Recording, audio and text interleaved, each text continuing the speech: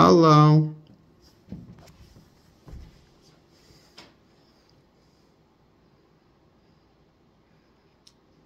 I'm Jake Allen Graham.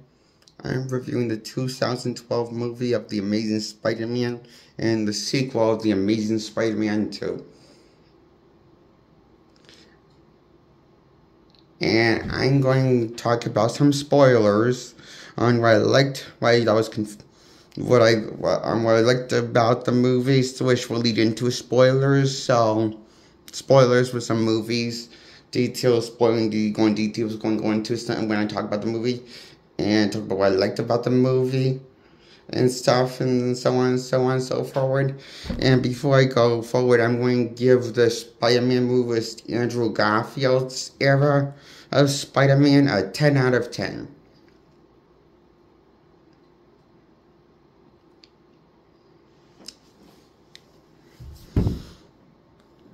I like his movies more than Sam Raimi's trilogy and Tom Holland's trilogy. His run on Spider-Man.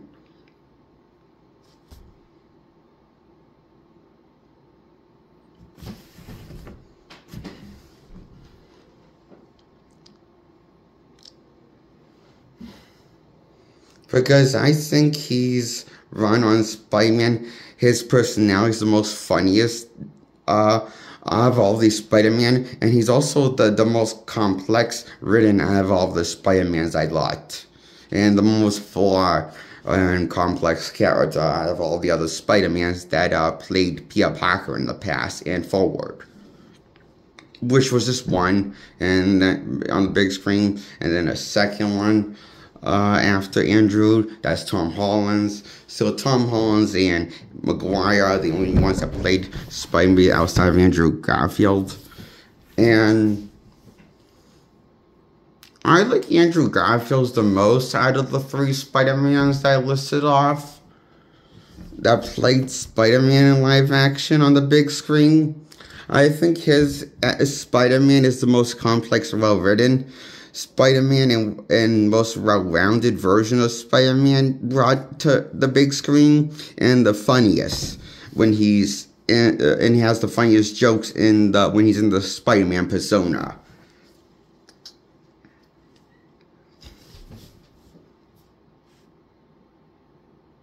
Compared to the other Spider-Mans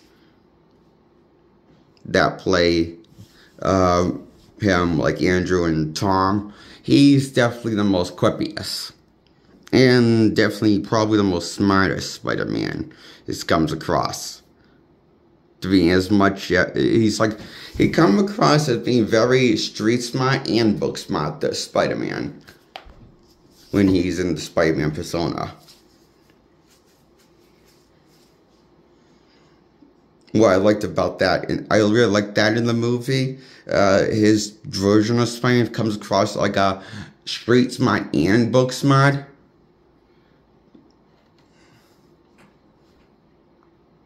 The problem I thought was Tom Holland's Spider-Man, he's not street smart really, because he doesn't know how to improvise and think. He's not really street smart as Spider-Man, but he's book smart he's definitely book smart. But he's not really street smart like Spider-Man should be, and like known for. And I think Tom Holland's Spider-Man is even less street smart than Tobey Maguire's Spider-Man. Is more street smart than being street smart than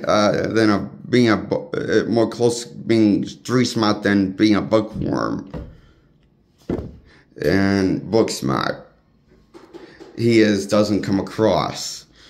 Maguire's Spider-Man never come across the most smartest Spider-Man, like book-wise smart, but street-wise he's pretty smart. Knows how to improvise as Spider-Man in his game when he's so that's cool. And Tom Holland's Spider-Man is definitely book smart, but not but lacking street smart experience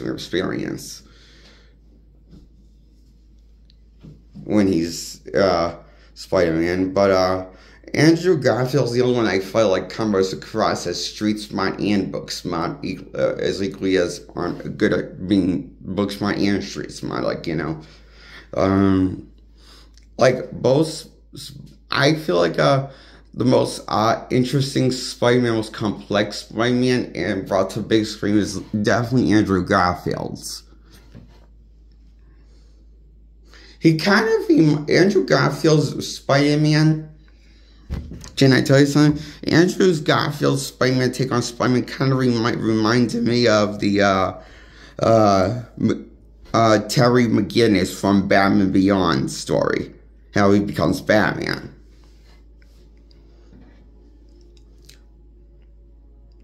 You know, how he kind of starts off as kind of an asshole, arrogant prick.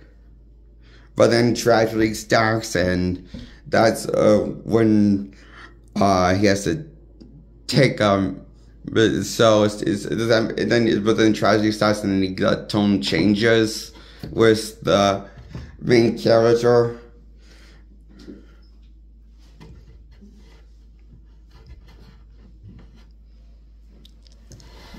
You know, like any other good origin story, when tragedy happens, when an origin story is happening.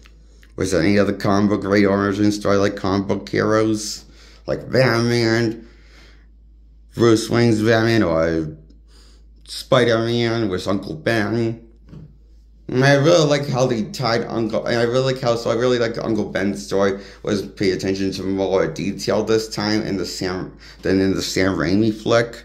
The relationship between Uncle Ben and Peter was more focused on in this flick than in the 2002 flick versus 2012 flick. So I thought that was a cool improvement to the story to explore. And I like how this movie actually worked. It was the first movie that showed the actual mechanical web shooters that Spider-Man is known for using in the comics. But I wish Aunt Maguire got the chance to have his web shooter somehow get rock on into mechanical in the Sam Raimi verse. If there was going to be a Spider-Man 4, I wish somehow he could retcon into mechanical web shooters from organic.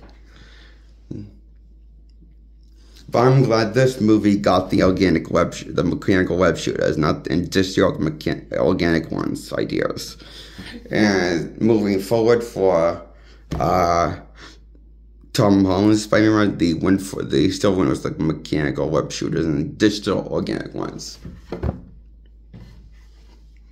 For a more comic book accurate portrayal of the web shooters. Mechanical. I enjoyed that they changed it more to the original idea from the comics of what the character used for the Andrew Garfield reboot from 2012. And I enjoyed seeing him make the costume and make the web shooters and improve the web shooters and gadgets. And till you see the final reveal of his final costume. After you see him in his prototype costume for a bit.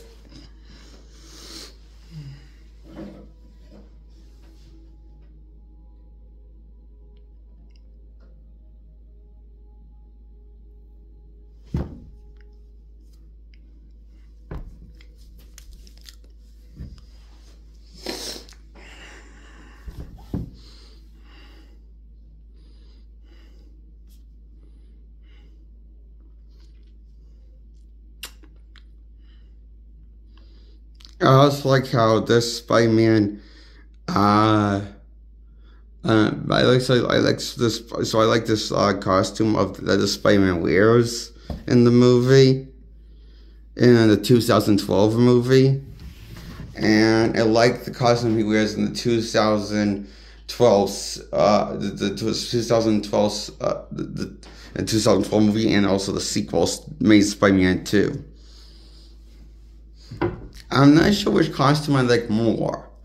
I think I like this costume personally. I think this is my favorite live action version of Spider-Man costumes I've seen. Because I think it has something to do with this movie showing him making it, and it actually looking like a Spider-Man costume and getting the right colors right. My only complaint is for this movie is I wish there was more daytime we see this movie, the costume in the daytime.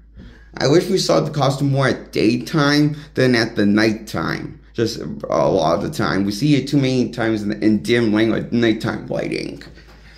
But never really a whole lot off in the daytime. As often as we should. And it's kind of a shame because the costume's pretty bright and colorful, but so I just wish, you get, it's like, it wasn't being dimmed by the dark lighting. The dark light was the nighttime in the movie. The colors, So,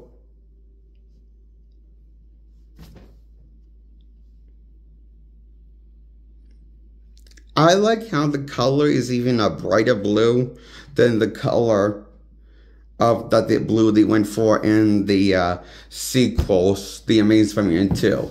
I didn't like how they darkened the blue in the Amazing Spider-Man 2, and they changed the colors. They changed the colors to a darker colors instead of the more brighter, vivider colors that they were going for the 2012 reboot.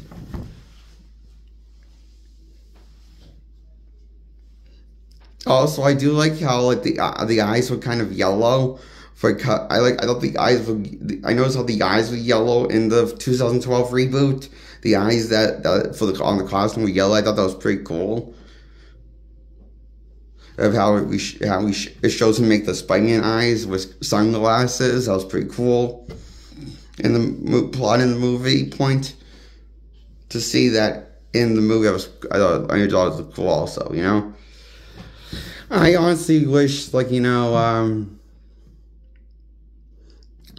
saw this similar design in the sequel to The Amazing Spider-Man 2, because I don't think I like the new design as much in the sequel versus the first one. Probably because, I don't know, I wish, I don't know what happened with the other, I missed the other design so much. I loved it so much, and I got used to seeing it so much. I wonder what happened to it.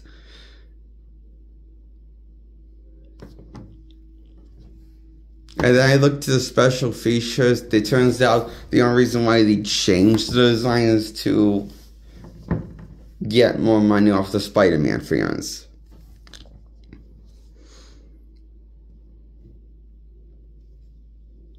So that's why they changed it from 2012 design to more Spider-Man, basically the ultimate design of Spider-Man character design, how he's drawn in the Ultimate Comics with the wide eyes and also, the bright wide eyes are wide, and it looks cool and all. But I wish there was some scene in the movie where we saw the old costume got beat up and the new costume had to get made. That I wish we had some sort of transition, and that I would prefer over the stupid, unnecessary filler that was in the opening of the 2012 movie sequel to 2012 sequel of Spider-Man. The opening of Spider-Man, The Amazing Spider-Man 2 was kind of like a waste of time. All of the plane crash and going wrong with the mother and father running beyond the vines, absolutely Peter and all this stuff. It's like, do we really need to see that? I wish they just showed me how Peter got that new costume and what happened to the old one.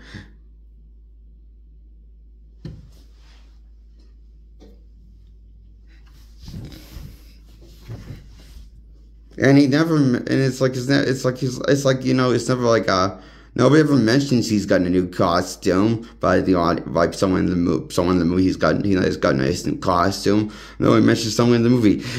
You know, it just doesn't. I feel like I just wish there was more than this. There was a rhyme and reason, you know, for changing the costume. Outside of fan service, it feels like. I mean, I like the costume still, but I miss the other one from 2012 design.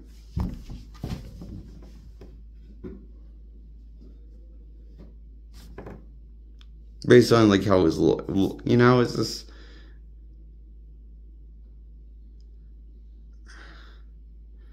And well, I do like the Amazing Spider-Man 2 and all. I love the Amazing Spider-Man 1 more than the Amazing Spider-Man 2.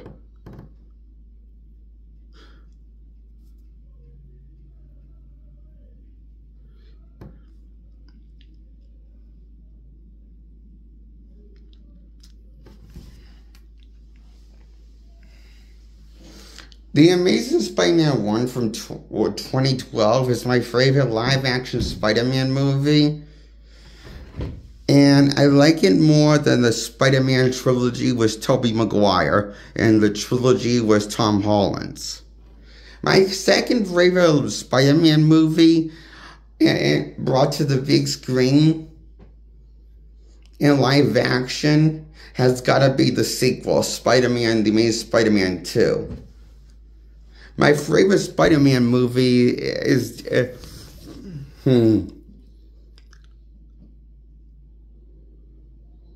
of all time, if you ask me, has got to be one of these Amazing Spider-Man movies.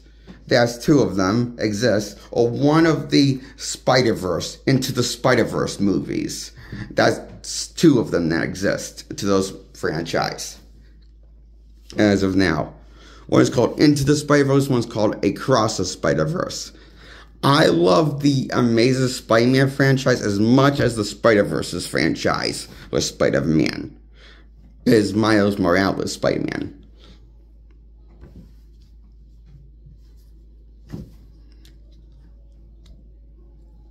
And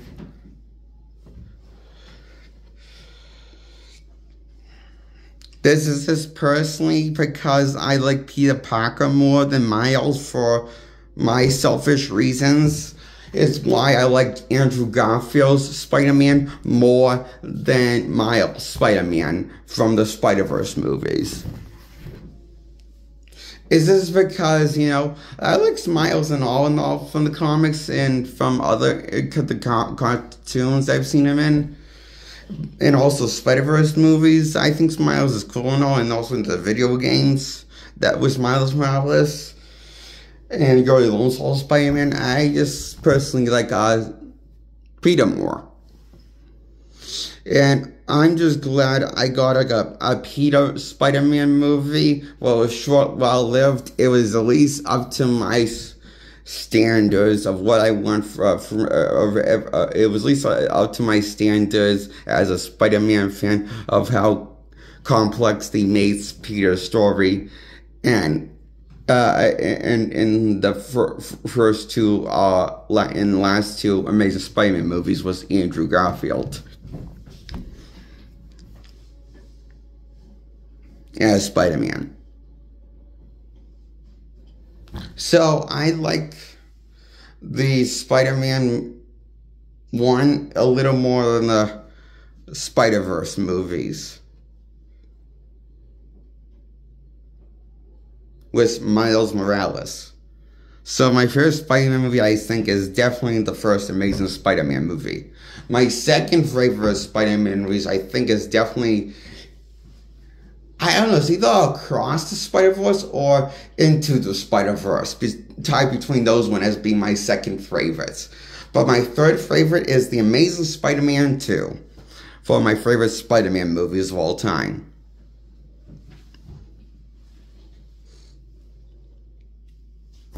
And that's why I give the Amazing Spider-Man movies a 10 out of 10 with Andrew Garfield as Spider-Man.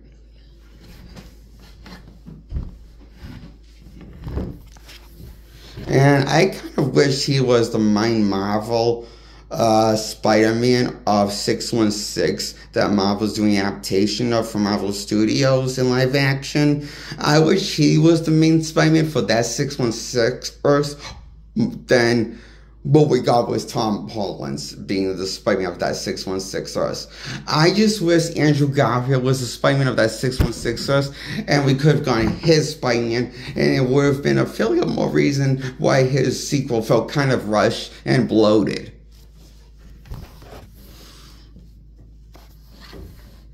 If you just made some closure on why if you just like made him the Spider-Man of the main Marvel universe of 616 adaptation from Marvel Studios in live action. That's still going to this day. Whatever phase we're on, I forget what phase, 6 or 5, maybe one of those phases.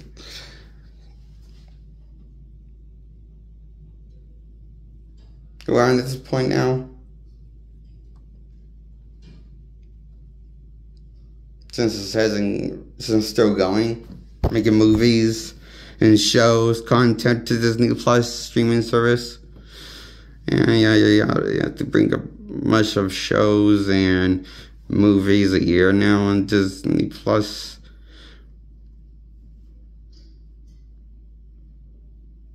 Besides just movies in theaters.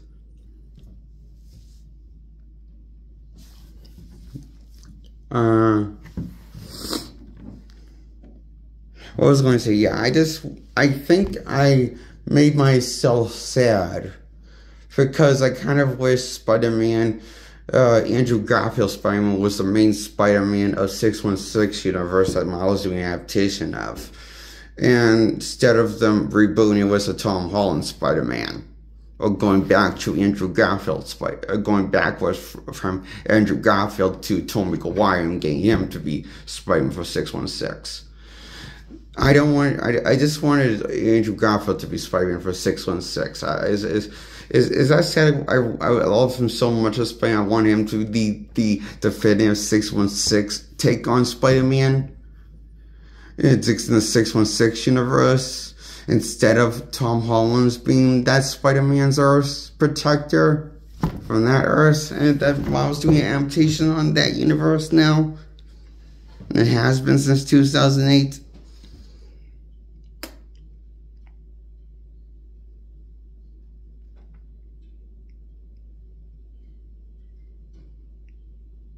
This is what I wanted, but I can't really guess. We can't really have nice things, everything nice. And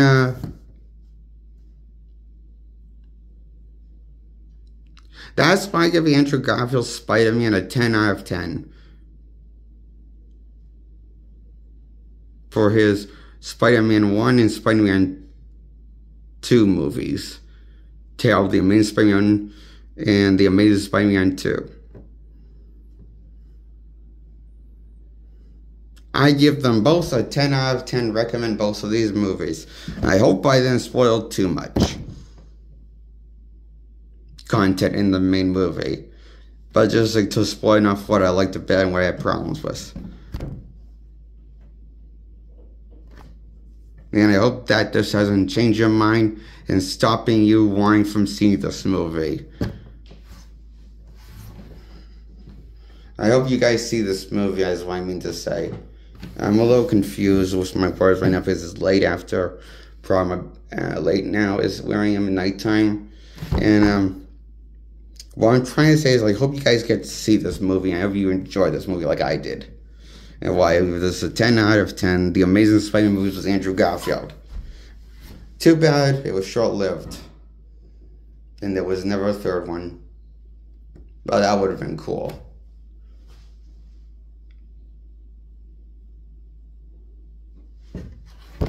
That's why I love this movie from me. I love this movie a lot.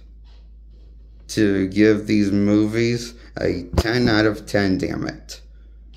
That is how much I love these movies. They're great movies. And I think everything about them is fun. And action-packed, creative, and great performances, epic stories. And I really like the ideas they threw in the mix with in both movies. The new ideas that they went with Spider-Man, like they're using mechanical web shooters, and the retelling of more detailed, paying attention more to the origin story, and have that tie into the main plot of the movie with the big baddie.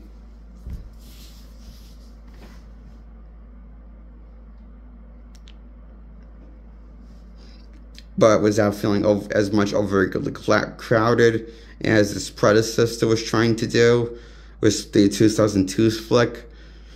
I like how 2012 flick didn't feel as overly crowded as the past trilogy of Spider-Man with Sam Raimi's.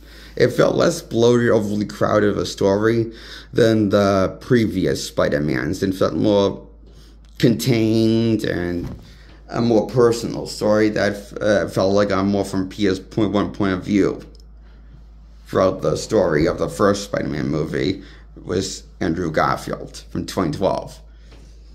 And that's why I love the 2012 movie so much, retelling of the origin story.